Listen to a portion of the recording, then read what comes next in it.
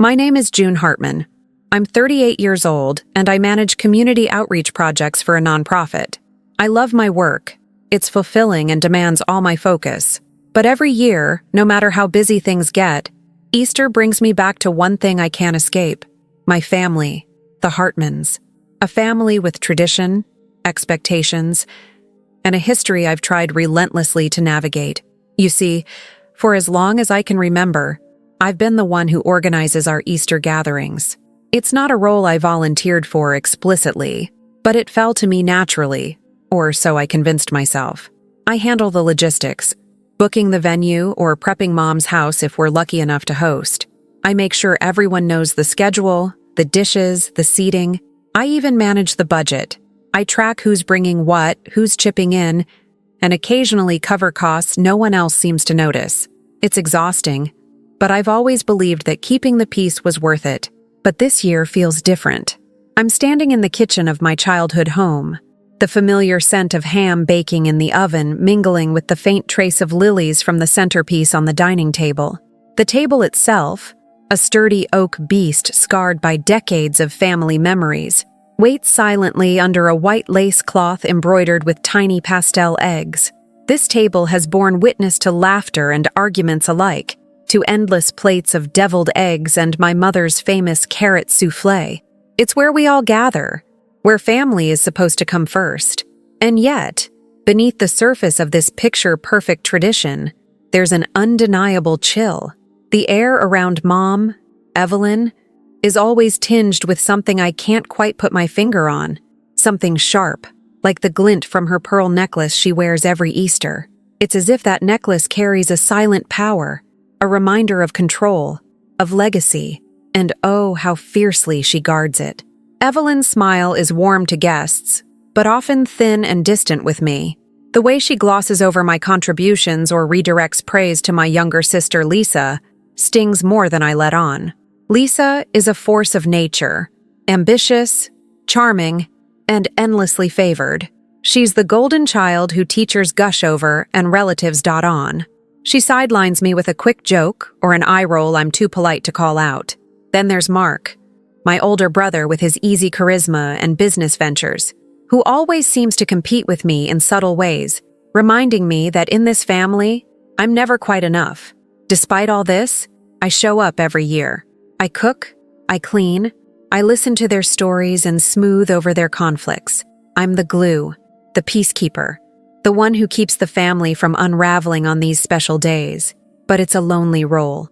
There's a quiet, creeping isolation that settles in as I watch them whisper behind closed doors, their eyes flicking to me with a mix of resentment and dismissal. I've tried to ignore it, to chalk it up to normal family dynamics.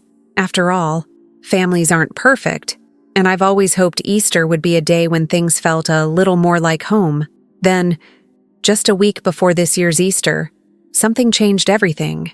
I was in the hallway outside the living room late at night, returning a book I'd forgotten downstairs, when I caught voices, soft, urgent, and unmistakably secretive. Peering through the crack in the door, I saw Mom, Lisa, and even Mark huddled together. The words I overheard felt like ice in my veins. "They'll love watching her squirm. Expose her for what she really is," Lisa whispered with a cruel edge. Evelyn's voice, usually smooth and reassuring, was cold. "We'll make sure she's humiliated in front of everyone. After that, she won't have a place here anymore." Mark nodded, a faint smirk playing on his lips. It's time she understood her role. I froze, the book slipping from my fingers. The plan was clear. They intended to publicly shame me during the Easter gathering and then push me out of the family home altogether.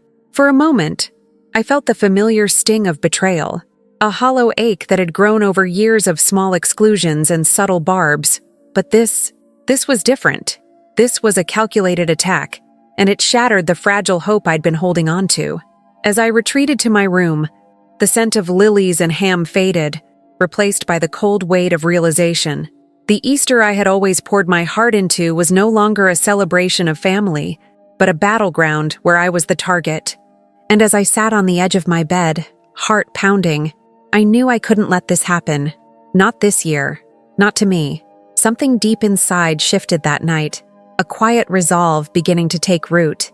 Easter would come, as it always did, but this year I was no longer just the peacekeeper. I was ready to fight back. I've been carrying the weight of this family's indifference for as long as I can remember, and it's taken root deep in my bones. The mistreatment, if you can even call it that, since it often came cloaked in polite smiles and family jokes, started way back when we were kids. At the heart of it was Mom, Evelyn, who always had her favorites. Lisa, my younger sister, was her shining star. I don't think it was ever meant to be malicious, at least not openly. But the way Mom lavished praise on Lisa while brushing off my accomplishments carved a silent wound. I recall, vividly, that one Easter when I was about 10, I had just won a science fair at school, a project I poured my entire heart into, staying up late with my dad assembling a model volcano that actually erupted with baking soda and vinegar. When I proudly showed Mom the blue ribbon, she smiled. Yes, but then quickly shifted the conversation to Lisa's latest school play, gushing about how naturally talented she was. I remember sitting at the kitchen table, clutching that ribbon, feeling like the colors had faded from my victory. It wasn't just the spotlight on Lisa. Mark, my older brother, received his own brand of favoritism. He was the golden boy in the family's business dealings, the one Mom openly supported when he talked about expanding his ventures. I remember overhearing conversations where Mom would tell family friends how Mark was destined for great things, while I was quiet and steady. A polite way of saying overlooked, a way of marking me as less than. Through childhood and adolescence, whenever there was conflict, I was the default scapegoat, the one to blame for any family tension. If Lisa and Mark got into a fight, somehow I was the cause. If Mom was upset about a missed call or a forgotten invitation, it was my fault for not reminding her or stepping in sooner. The burden was invisible, but heavy, wrapped in everyday moments that made me question my worth. Easter dinners were the clearest stage for this dynamic. The dining room, always set with Mom's finest china and that lace tablecloth embroidered with pastel eggs, was a place where smiles masked sharp undercurrents. I remember sitting at the table, watching Lisa smoothly navigate conversations, drawing praise from relatives and neighbors. When I tried to contribute, my words would be met with polite nods, but quickly overshadowed by Lisa's louder stories or Mark's confident remarks. Backhanded compliments were a constant. "Oh, June, you're so organized, but maybe a little too much sometimes," Lisa would say with a half-smile that didn't quite reach her eyes. Or Mark, chuckling, "You're great at managing the details. Someone's got to do the boring work." Those comments stung more than they should have, especially because they came from people who owed a lot to my efforts. I tried to rationalize it all, telling myself this was just how families worked, that maybe Lisa really was the golden child and Mark the favored son, and I was simply the steady sister who kept things running behind the scenes. I told myself that enduring this was part of loving them, that Easter was more important than pride. Holding the family together felt like the most valuable thing I could do. But over the years, the pattern became impossible to ignore. Each Easter, I watched the subtle exclusion, the sideways glances, the whispered conversations that stopped when I entered the room. I remember a particular moment a few years ago when I overheard Lisa tell Mom, "We need to make sure June doesn't get too involved this year. She's too sensitive." Mom laughed softly, but it was a laugh that sealed the distance between us. That phrase, "family first," which Mom repeated like a mantra, felt more like a weapon than a comfort. It justified the favoritism, the dismissals, the silent coldness. I was expected to prioritize family above all, even when that family didn't prioritize me. Looking back, these small wounds were the cracks in the foundation of what I once believed was a loving family. They shaped how I moved through every gathering, every conversation, every Easter dinner. Each year, I tried harder to prove my worth, to earn a place that felt like home, but the door was always just a little more closed. And now, as I stand here in this kitchen, the faint echoes of those old patterns fill the room once more. The voices I overheard just days ago aren't the first time my family has turned against me, but this time, it's different. This time, the exclusion is no longer subtle. It's planned, deliberate. The coldness that started in childhood has hardened into something much more dangerous. I realize now that the years of dismissals, the backhanded compliments, the favoritism weren't random or accidental. They were the groundwork for this moment, a moment I can no longer endure quietly. The history of mistreatment, buried beneath holiday traditions and family smiles, has prepared me for what's coming. And I know that if I don't respond, the cycle will continue. This isn't just about Easter anymore. It's about finally breaking free from a past that's held me captive since I was a child. I've always been the one who carried the weight behind the scenes, quietly footing the bills and smoothing over the cracks that no one else wanted to notice. It's a role I slipped into, almost without realizing, until I looked back and saw how much I had given, how much I still give, and how little of it was ever acknowledged. Take Mark's business, for example. When he first announced he wanted to open that boutique hardware store downtown, I was the first to say yes when he asked for help. I remember sitting across from him at the kitchen table, listening to his big plans, feeling that familiar tug between wanting to see my brother succeed and knowing I'd be the one carrying a heavy load. I didn't hesitate. I pulled out savings Tom and I had been setting aside, dipping into that fund to give him a loan with no interest. It was just supposed to be a little push to get him going, not a lifelong mortgage on my goodwill. Yet, every time I brought up repayments, the conversation shifted, or Mark promised next month. It never came. Then there was Grandma. Caring for her wasn't just a favor. It was an unspoken obligation I took on because no one else would. I drove her to doctor appointments, managed her medications, and sat by her during lonely evenings when Mom claimed she was too busy. When she tripped in the bathroom last winter, I was the one who stayed overnight at the hospital, rearranging my work schedule and pushing back deadlines. The way Grandma's hands trembled as she held mine, fragile and trusting, reminded me why I did it, even when I was exhausted. But no one asked how I was holding up. No one thanked me for the hours lost or the stress carried quietly in my chest. And the Easter meals, those endless, expensive meals, were another source of strain.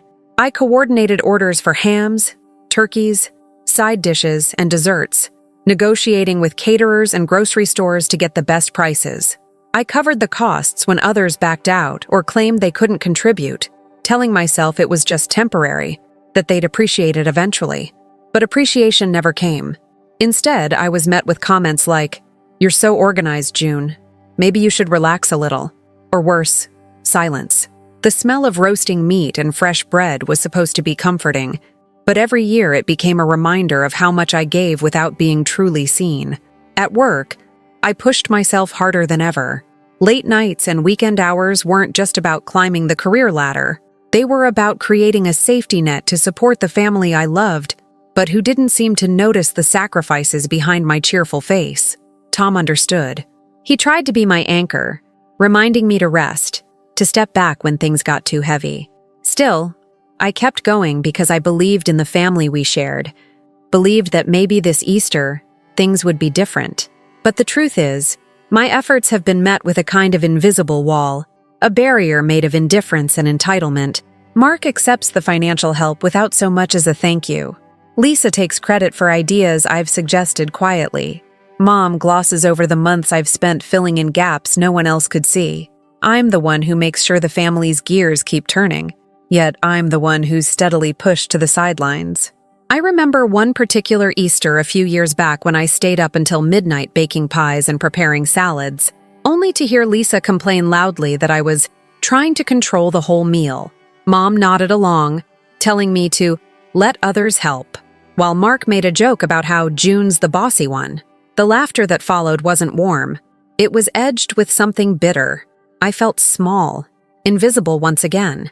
And yet, despite it all, I kept hoping that if I just did one more thing, said one more kind word, showed one more gesture of goodwill, the family's coldness would thaw, that Easter would become a true celebration of togetherness, rather than a reminder of how alone I was in this. This year, though, the stakes feel different. The whispered plans I overheard aren't just about exclusion. They're about humiliation and rejection. The family I've supported so faithfully is ready to turn on me, using all the unacknowledged pain as ammunition. And even with that knowledge, I can't help but wonder, after all I've given, after all the late nights and quiet sacrifices, how did it come to this? I clutch the edge of the kitchen counter, the cool marble grounding me as I think about everything, the money, the care, the meals, the work, and the realization sinks in deeper. This isn't just about what I've done. It's about what I'm no longer willing to tolerate. Because giving without gratitude is a kind of erasure. And this Easter, I'm ready to stop being invisible.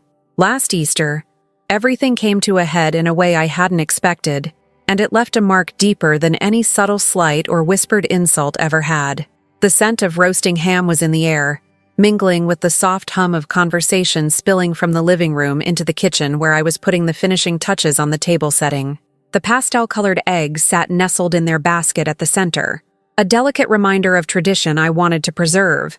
Despite the growing distance between me and the rest of the family, my hands trembled slightly. Not from nerves, but from that heavy, familiar weight pressing in my chest, the burden of being both organizer and outsider. I had spent weeks coordinating everything, making sure the caterer was on schedule, organizing who would bring which dish, handling last-minute dietary requests. I'd even adjusted my work calendar to be there early, to make sure everything ran smoothly. Because for all the tension and coldness, I still believed that Easter was a time for family, for unity. I wanted this year to be different. I wanted to be seen. But when Lisa arrived with her trademark confident smile and a clutch of neighborhood guests trailing behind, the moment shifted. It was as if the air thickened, and the casual laughter that greeted her felt less like warmth and more like a spotlight waiting to burn. The neighbors gathered eagerly, sensing the usual Hartman Easter buzz, perhaps curious about the family dynamics I knew all too well. I plastered on a smile, trying to keep the mood light, but that fragile veil shattered faster than I could have imagined. Lisa's voice cut through the chatter like a knife. "June, sweetie, I think you're overstepping again," she said, loud enough that everyone at the table could hear, including the neighbors. Her tone was syrupy, but the edge underneath made it clear this was an attack dressed up as concern. Maybe letting others have a turn organizing would be a good change, don't you think? A hush fell over the room. I felt the eyes turn to me, and the warmth I'd hoped for evaporated instantly. My heart pounded, a mixture of shock, embarrassment, and a sudden surge of anger that I tried hard to swallow. I opened my mouth to respond, to defend the countless hours I'd poured into this day. But before I could, Evelyn's voice chimed in, soft but unmistakably dismissive. "Oh, Lisa's right, June. You do tend to take on too much. It's good to share the load. We all appreciate your efforts, but sometimes less is more," Mom said, her eyes avoiding mine, her tone that practiced blend of politeness and power. I remember gripping the edge of the oak table, the carved wood digging into my palms as if to anchor me. The neighbors shifted uncomfortably, exchanging glances that felt less like support and more like I'd become the family spectacle. Mark, sitting beside Mom, smirked knowingly and added his own jab. Must be nice to manage all that without the pressure of real work. His words were coated in sarcasm, a stinging reminder that my job managing community projects was somehow less valuable. The sharp sting of betrayal wasn't just about the words. It was the way my family had orchestrated this humiliation, making no effort to shield me from the crowd's eyes. I wanted to shrink away, to disappear under the weight of their judgment, but instead, I forced myself to stay seated, to let the silence speak louder than any rebuttal I might have mustered. Later, when the guests filtered out and the laughter died down, I found myself alone in the kitchen. The familiar aroma of carrot soufflé and fresh bread that had once brought comfort now felt like a cruel reminder of how small I'd been made to feel. I wanted to believe it was a one-off moment, a misstep fueled by family dynamics, but the coldness etched in Evelyn's eyes and Lisa's triumphant grin told me otherwise. I tried to reason it out, to tell myself that maybe they didn't mean it so harshly, that the family has its way of teasing each other, of setting boundaries. I told myself that perhaps this Easter, like so many before it, was just a test of patience, a moment to absorb the cuts without breaking. But deep down, I knew that this public criticism was a clear line drawn.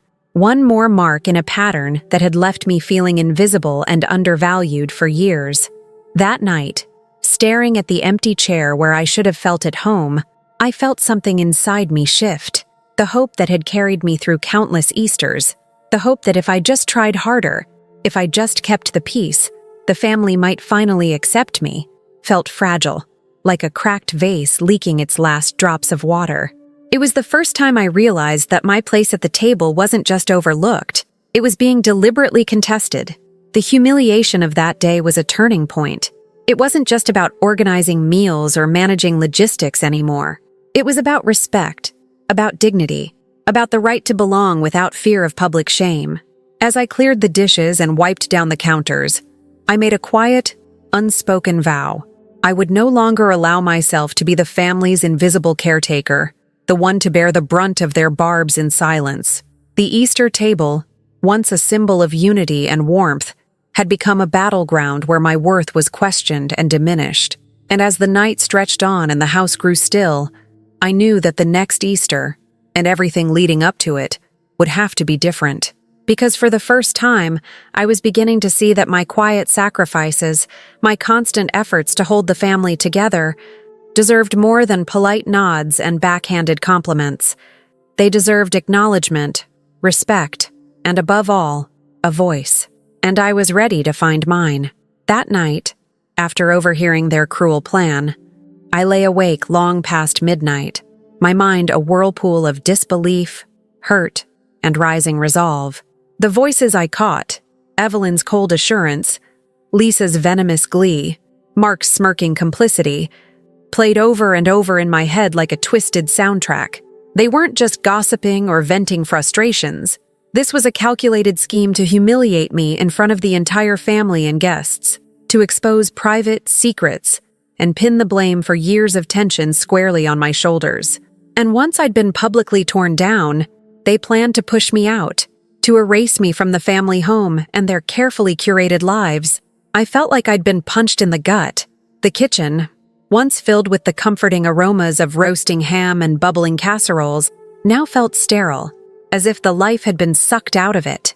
The faint scent of lilies on the dining table seemed to mock me, a fragile symbol of a tradition that was about to be weaponized against me. The oak table, scarred with decades of memories, seemed to loom over me like a judge ready to pass sentence.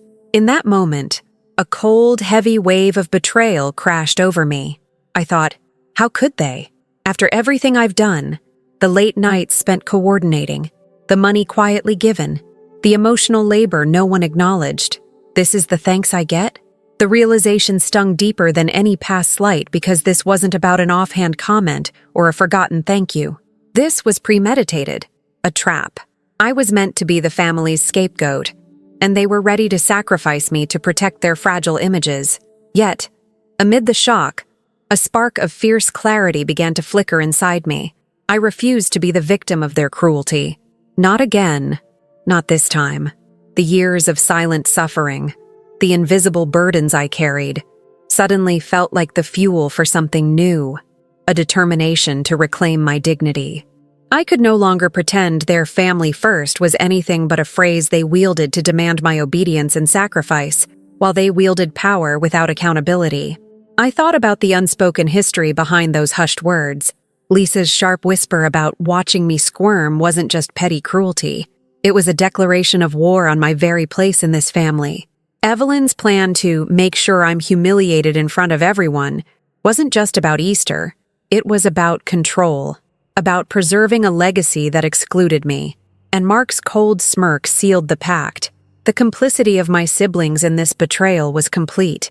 I remembered too many Easters where I was asked to soften conflicts, to smooth over tensions, to play the peacekeeper while they retreated behind cold smiles and whispered alliances. I'd been the one setting tables, balancing budgets, calming tempers, all while their subtle dismissals piled up like bricks in a wall between us. This was the other side of that wall, the hidden face of a family that didn't just marginalize me, but was willing to orchestrate my public disgrace. As the night deepened, I sat on the edge of my bed, the silence around me thick and oppressive.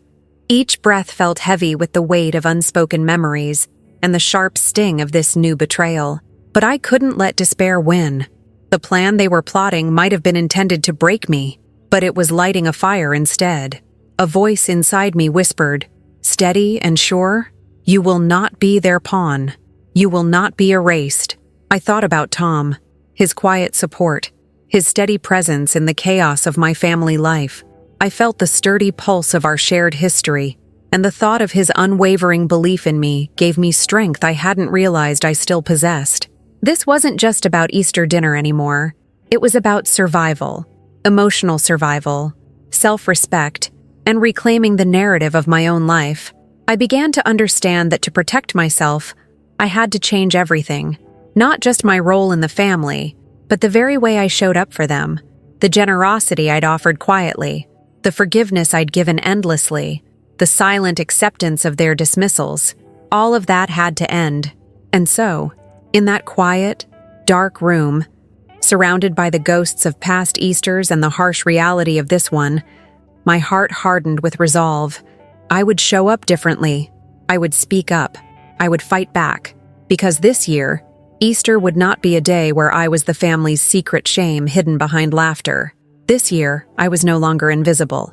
And as I finally allowed myself to breathe, the future stretched before me, uncertain, challenging, but finally mine to shape. Sitting alone in the dim glow of my bedroom lamp, the quiet hum of the house around me felt suffocating, as if the walls themselves were closing in, loaded with the weight of years I hadn't dared unpack. I cradled a warm mug of chamomile tea, but the heat against my palms did little to soften the chill settling deep in my chest. The betrayal I'd overheard, a secret plot to humiliate me during Easter and then cast me out, reverberated through every fiber of my being. It wasn't just the sting of the plan itself. It was the crushing realization that this family I'd poured so much of myself into had never truly seen me. As I replayed their whispered voices in my mind, a flood of memories surged forward, decades of unnoticed sacrifices and quiet labors. I saw myself, a little girl clutching a science fair ribbon, hoping for a mother's proud gaze that never came. I saw the countless family dinners where I was the invisible engine, pulling strings behind the scenes, the one who patched over cracks, balanced budgets, and smoothed over conflicts nobody else wanted to face. And yet, with every ounce of effort, my presence was met with cold dismissal or, worse, subtle undermining. Grief settled in first, a familiar, heavy sorrow that pulled at my throat.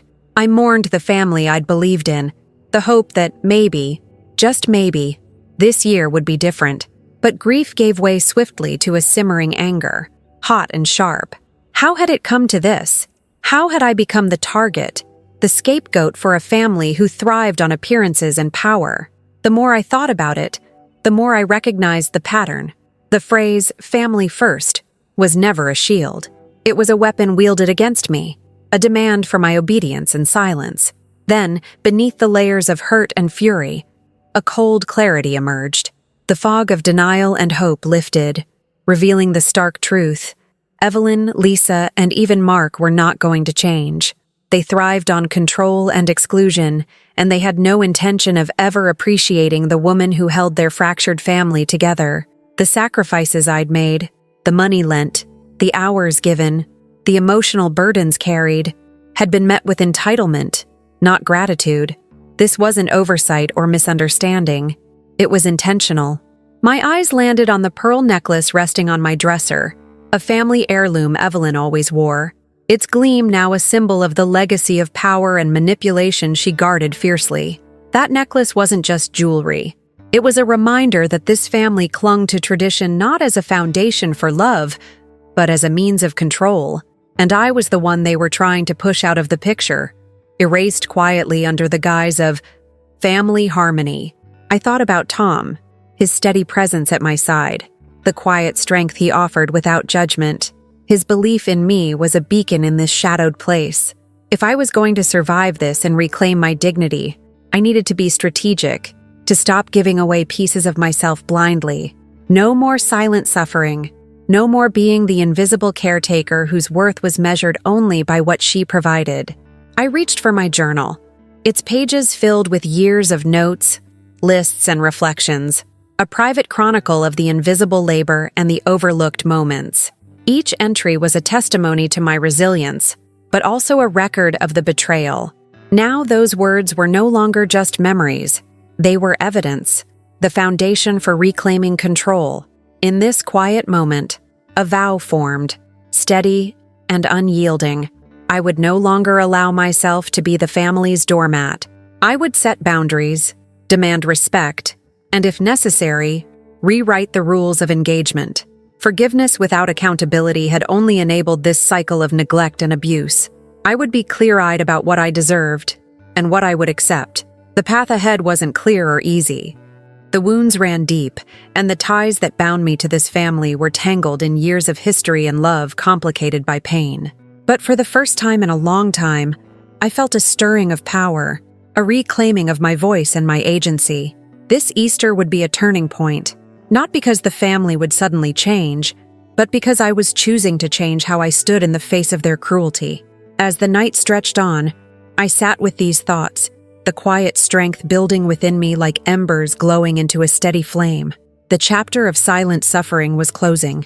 What came next would require courage, strategy, and above all, the fierce determination to never be invisible again. The moment I decided I couldn't be the family's victim any longer, a plan began taking shape in my mind. It wasn't an impulsive reaction fueled by anger, but a carefully measured strategy born of years spent holding this family together while being pushed aside. I needed to map out exactly what I was dealing with, the web of dependencies that kept the Hartman family running, and how I had, unwittingly or not, become their linchpin. First, there was Mark's business. That boutique hardware store downtown was more than just a sibling's dream. It was a financial sinkhole I had been propping up for years. My savings account bore the scars of loans I'd extended without interest, repayments repeatedly delayed or ignored. I pulled out my ledger, a worn notebook where I'd recorded every dollar lent, every missed payment politely glossed over in family dinner conversations. Viewing the numbers in black and white was sobering. Mark's dependency wasn't an abstract concept anymore. It was a tangible financial lever I could choose to release or tighten.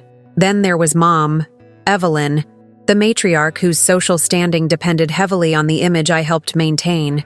I was the one who handled invitations, coordinated guest lists, and smoothed over the inevitable tensions that bubbled beneath her polished veneer.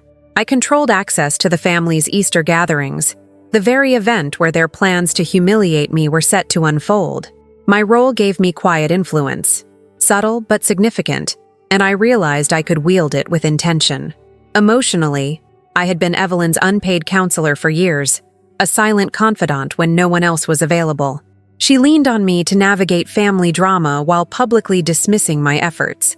That imbalance was unmistakable, and this time, I refused to bear that emotional weight without acknowledgement or repayment.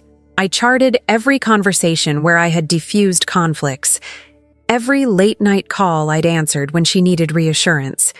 It was time to treat those moments as currency, not charity.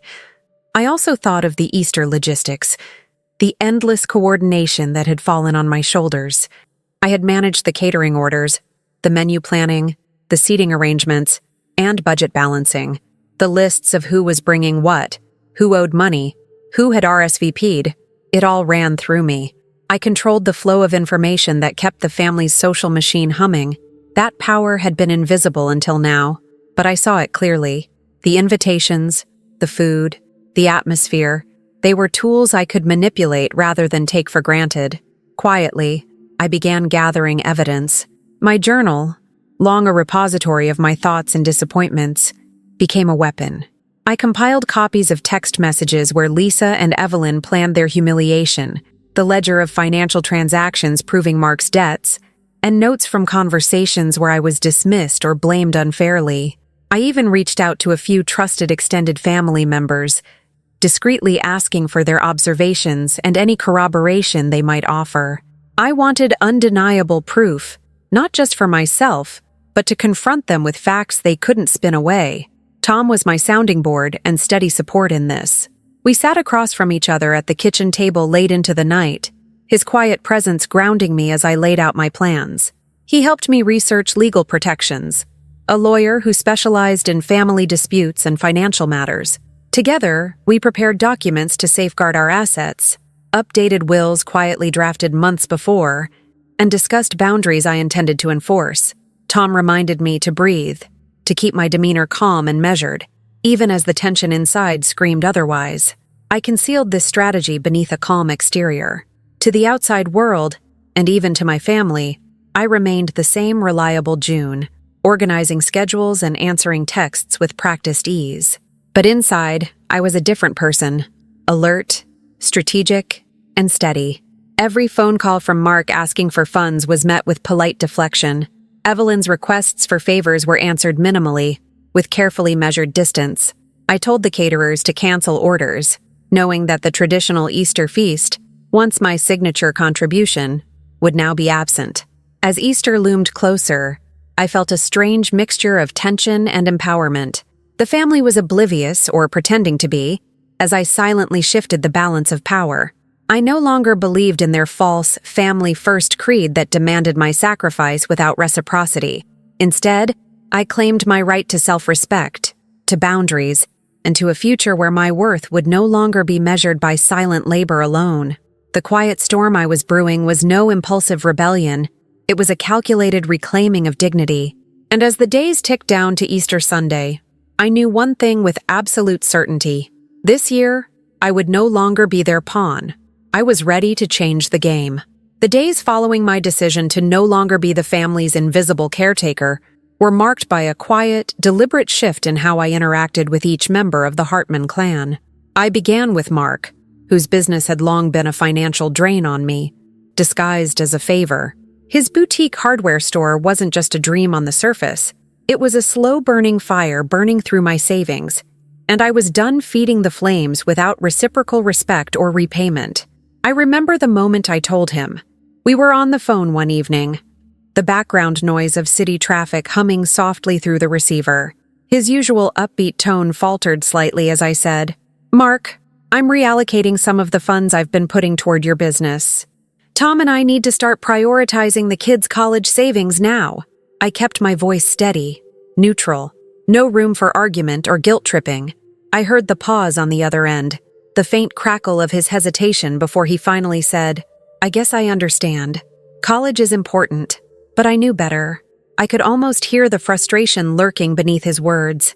He tried to make a case, a gentle nudge to keep things going as they were, but I was firm. This was not a negotiation. It was a boundary. The money was no longer mine to give freely, and I wasn't going to let him spin it as generosity when it felt like entitlement.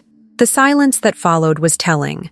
A mixture of surprise and maybe, just maybe, a dawning realization that I was reclaiming control. At the same time, my phone buzzed with a call from Mom. Evelyn's name lit up the screen, and for a split second, part of me wanted to ignore it entirely. But years of habit made me answer, even if my heart wasn't in it. "June, darling," she began in that same carefully polished tone. "I was just checking in, making sure you're all right with the Easter plans." Her voice was smooth but distant, like silk stretched tight over steel. I took a calming breath before responding, keeping my voice clipped but polite. "Mom, I'm busy with work lately, so I won't be able to be as involved this year. I'm focusing on some other priorities.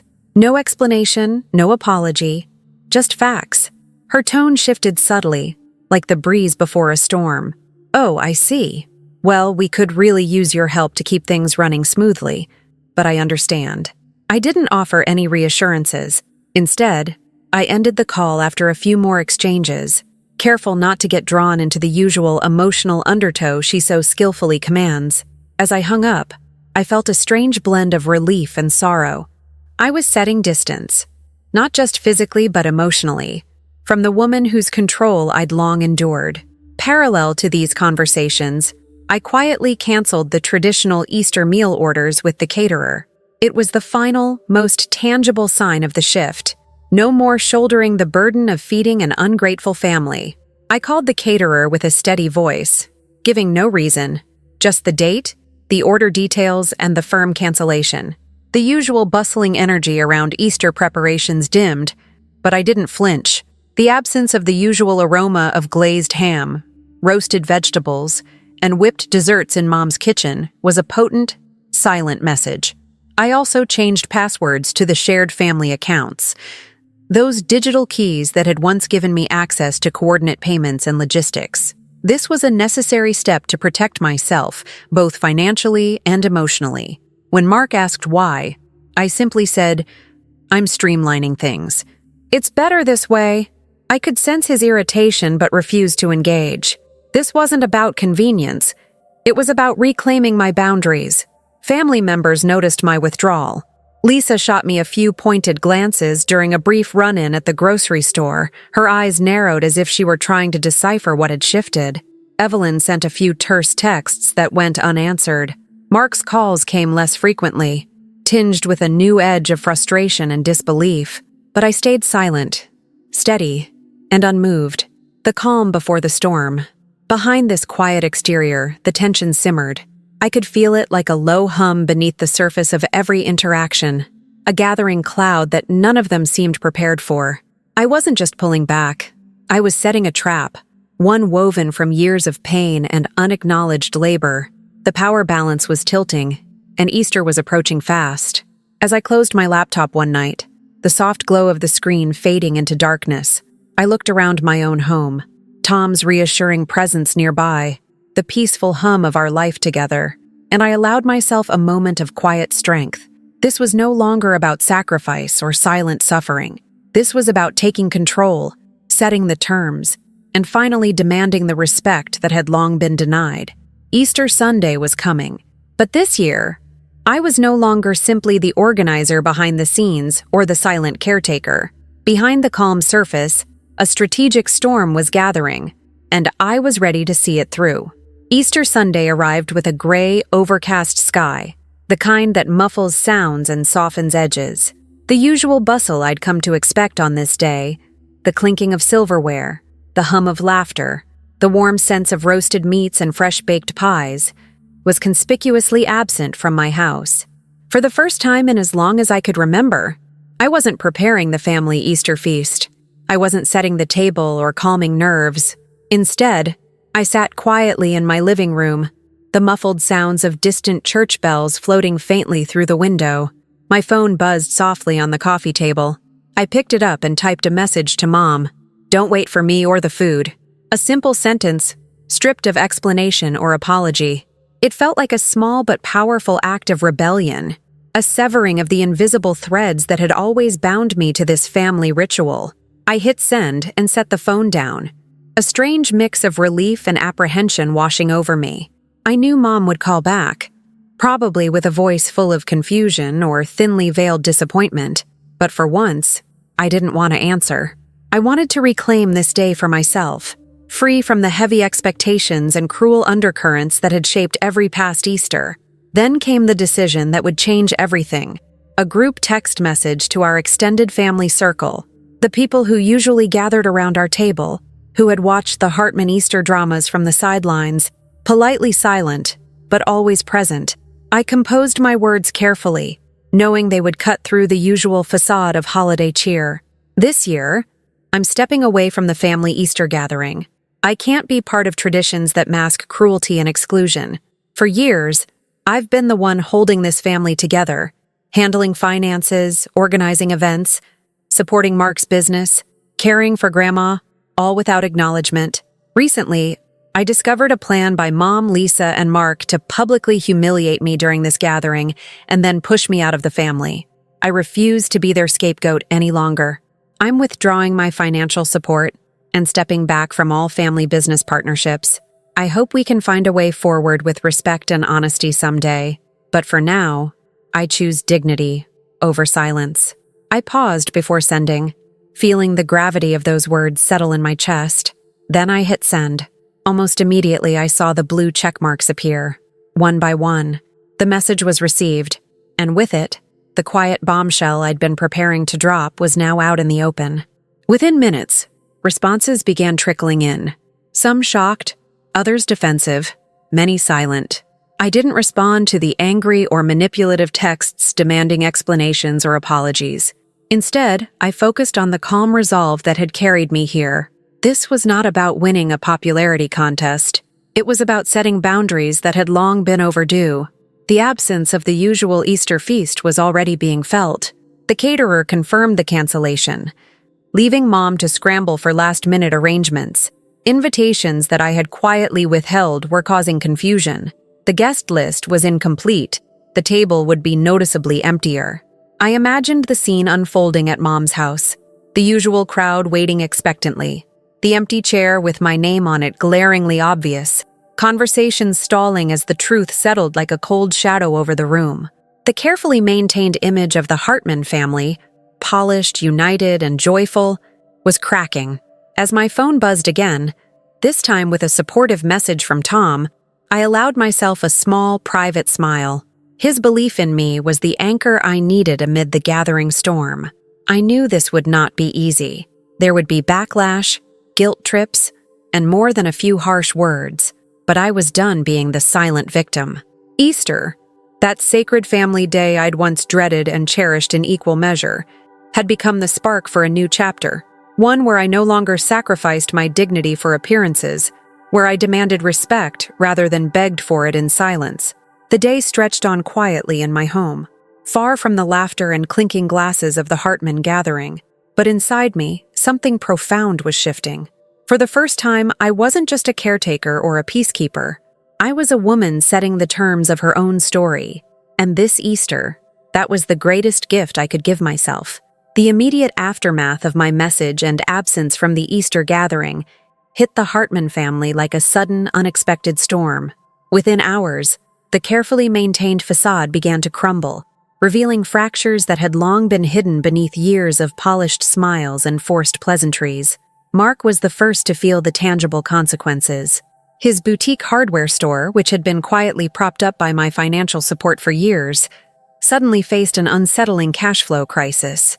Without the steady stream of funds I had quietly provided, suppliers started calling with urgent payment reminders, orders were delayed, and staff faced uncertainty about their hours.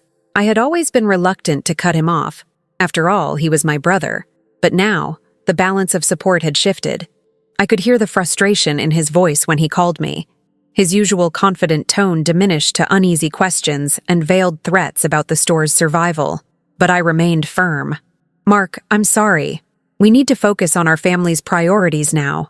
I can't continue to finance your business." The silence that followed was heavy. For once, he wasn't in control. Meanwhile, Evelyn's carefully cultivated social standing began to waver as whispers of the family discord spread. The Easter event, which had been a highlight of the community's social calendar, suddenly fell apart. Invitations were rescinded or forgotten, guests canceled last minute, and longtime family friends exchanged uncomfortable glances. Word spread quickly. Neighbors and acquaintances who once admired Evelyn's grace and command now questioned the stability behind the Hartman name. The air of perfection she worked so hard to project was slipping away like sand through her fingers. I could almost picture Evelyn's forced smiles fading, replaced by tight lips and quick, defensive phone calls. She was desperate to salvage appearances, but the cracks were too deep for polite fixes. A cousin's concerned voice reached me through a brief text. "June, are you okay? Heard some things. It's not like you to step away." I didn't reply, knowing that the family's hidden fractures were starting to spill into the open. Lisa, ever the ambitious and socially adept sibling, was caught in the crossfire as well. Her reputation, carefully built among her colleagues and the school where she taught, took a hit when rumors of the family drama leaked out. In the tightly knit community where she worked, whispers began to swirl, questions about loyalty, character, and whether the image she presented was as flawless as it seemed. I heard from a distant relative that some of her co-workers exchanged uneasy glances in the teacher's lounge, and a few parents voiced concern over the tension. Lisa's usual confident demeanor faltered in private moments. Her messages to me, a mixture of veiled accusations and desperate attempts to understand where everything had gone wrong.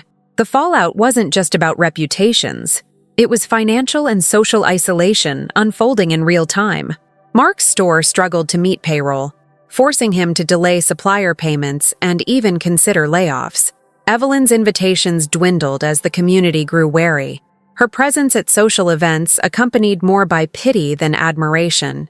Lisa faced quiet ostracism as friends and colleagues distanced themselves, wary of the family scandal. Behind these immediate consequences, an undercurrent of panic and blame surged through the Hartman household. Phone calls and messages flooded my inbox, some from Evelyn, dripping with false concern, others from Mark, veering between anger and entitlement, and a few from Lisa, trying to charm, guilt, or manipulate. I chose my responses carefully, mostly silence or brief acknowledgments, refusing to give them the emotional leverage they sought. My phone became a battleground where old patterns of control and guilt tried desperately to reassert themselves, but I remained unmoved. Extended family members, often silent witnesses to the Hartman dramas, began to ask questions, to pry into the sudden unraveling. The once untouchable image of a united, polished family was replaced by uneasy murmurs of dysfunction. Invitations to other family events were withdrawn or left vague, and the tight-knit circle began to fray. The longer I held my ground, the clearer it became that this was no longer a private family issue. This was a reckoning. Amid the chaos, I kept meticulous notes, recording every interaction, every message, every change in tone or circumstance. This was no longer just about setting boundaries. It was about documenting a pattern of manipulation and control that had defined my life. I refused to be drawn into further conflict or drama, choosing instead to remain a steady observer, focused on protecting my dignity and well-being. Some family members reached out with genuine remorse, their voices laced with regret and uncertainty.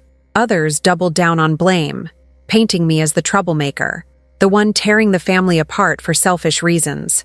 The divide deepened, but I knew the truth. The veneer of family first was just that, a fragile mask hiding years of neglect and entitlement, and this crisis was exposing the reality beneath.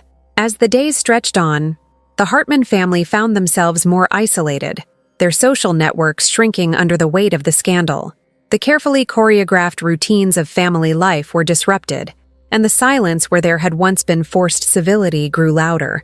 And through it all, I stood firm, not out of spite, but because I had finally claimed the right to be seen, heard, and respected. The next steps were uncharted, but one thing was clear: the balance had shifted, and I was no longer invisible to them, or to myself.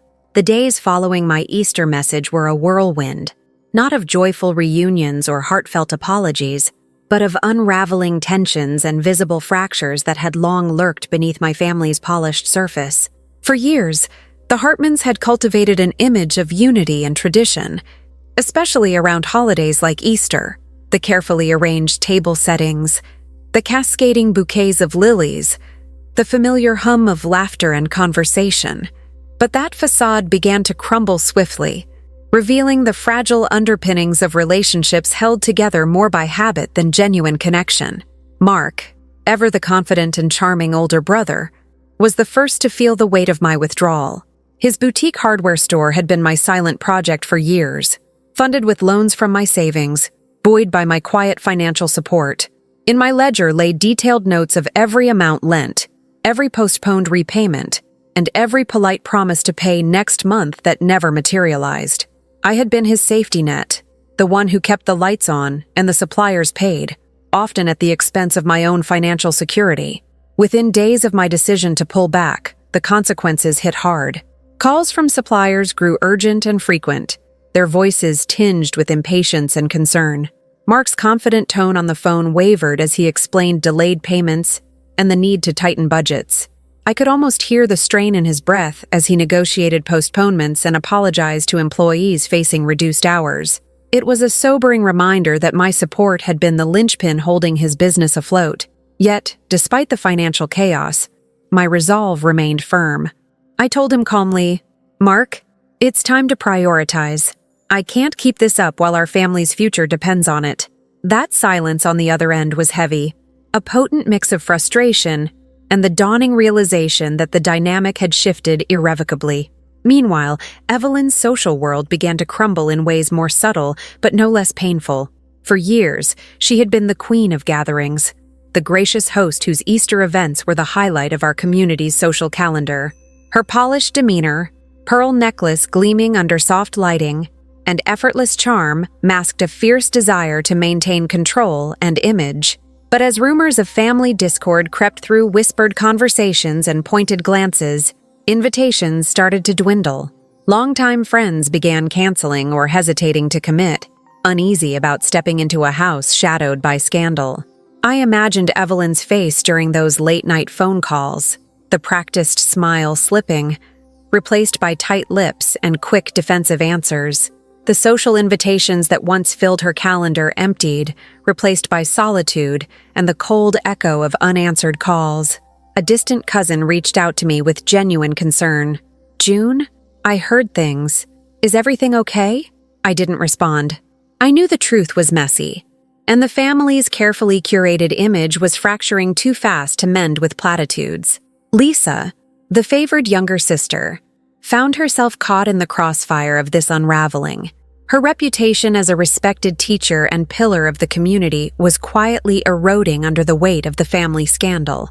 In the small, tightly knit school where she worked, whispers began circulating. Some parents questioned her stability, others exchanged wary glances in the lounge. I heard secondhand that her usually confident gait faltered in private moments, that messages she sent me were a mix of veiled accusations and desperate attempts to understand how everything spiraled so quickly. The ripple effects were tangible. Mark's delayed supplier payments forced him to consider layoffs, placing employees' livelihoods on uncertain ground. Evelyn's social calendar shrank, marked more by pity than admiration. Lisa's professional circle grew cautious, distanced by the unfolding drama. The Hartman family, once an emblem of tradition and connection, was withdrawing into isolation, caught in the consequences of their own choices. Through this storm, my phone buzzed relentlessly, calls and texts flooding in from Evelyn, Mark, and Lisa. Evelyn's voice, dripping with faux concern, tried to lure me back with promises of change that felt hollow. Mark's messages teetered between anger and entitlement, while Lisa vacillated between charm and veiled blame. I responded sparingly, careful not to give them the emotional footing they sought. My silence was deliberate, a shield against old patterns of manipulation. Extended family members, who had long been silent observers, began to question, to pry, to withdraw their usual deference. Invitations to other family events became vague, or vanished altogether. The once tight-knit circle began to fray under the weight of exposure. I documented every interaction, every message, every change in tone, a meticulous record of a family in crisis and a woman reclaiming her voice. Some reached out with genuine remorse, voices tinged with regret and uncertainty. Others doubled down on blame, painting me as the selfish disruptor who tore the family apart. The divide deepened, but I stood firm. I knew the truth. Family First had been little more than a fragile mask, hiding years of neglect and entitlement. The longer I held my ground, the clearer it became that this reckoning was far from over. The Hartman family was unraveling, and I was no longer invisible to them or to myself. The days following the storm of Easter left me standing at a new crossroads, one I hadn't dared imagine before, a space where I could finally choose how and when my family could be part of my life, and on my terms. The truth was clear now, as stark as the cracked oak dining table that had witnessed decades of family history. Respect, honesty, and equality were no longer optional. They were the foundation of any connection I would allow. If those pillars weren't met, I would close the door, firmly and without apology. Sitting in the quiet of my living room, I traced the delicate rim of my teacup, the warmth grounding me even as my mind raced. The choice to set boundaries was not born of bitterness, but necessity. I had endured years of being invisible, dismissed, and manipulated under the guise of family first. That phrase, once a shield, had become a cage. Now, it was time to break free. I began by writing a letter, not one of blame or recrimination, but a clear statement of my terms.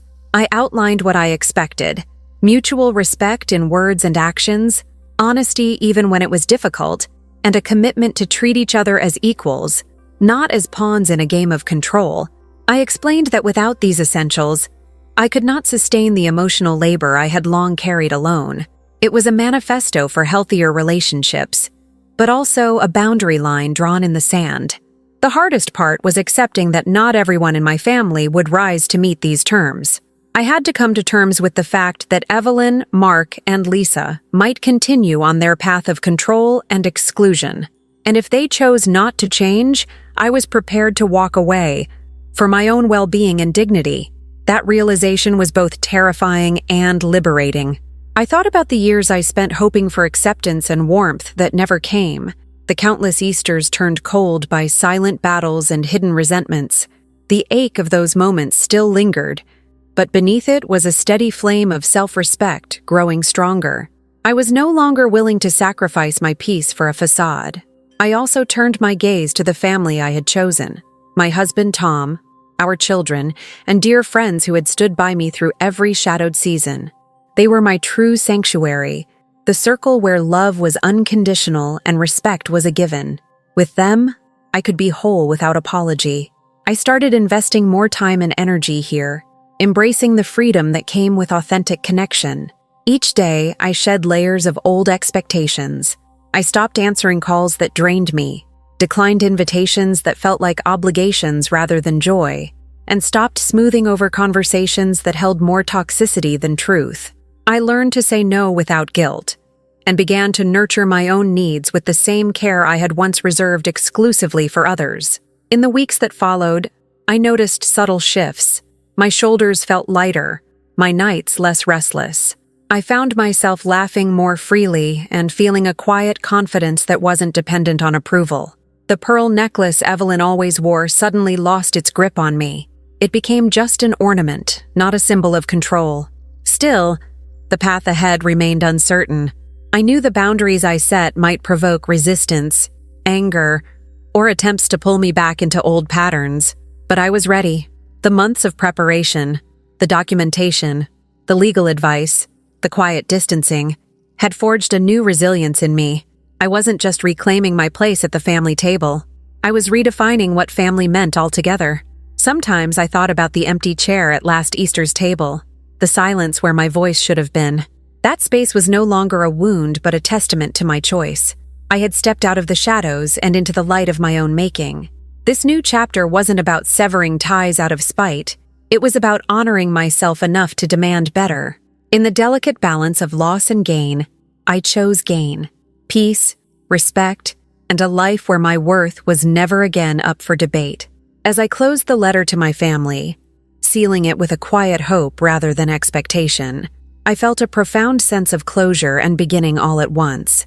The future was open, shaped not by the ghosts of past betrayals, but by the firm foundation of self-respect and the freedom to build new bonds, on my terms, in my time.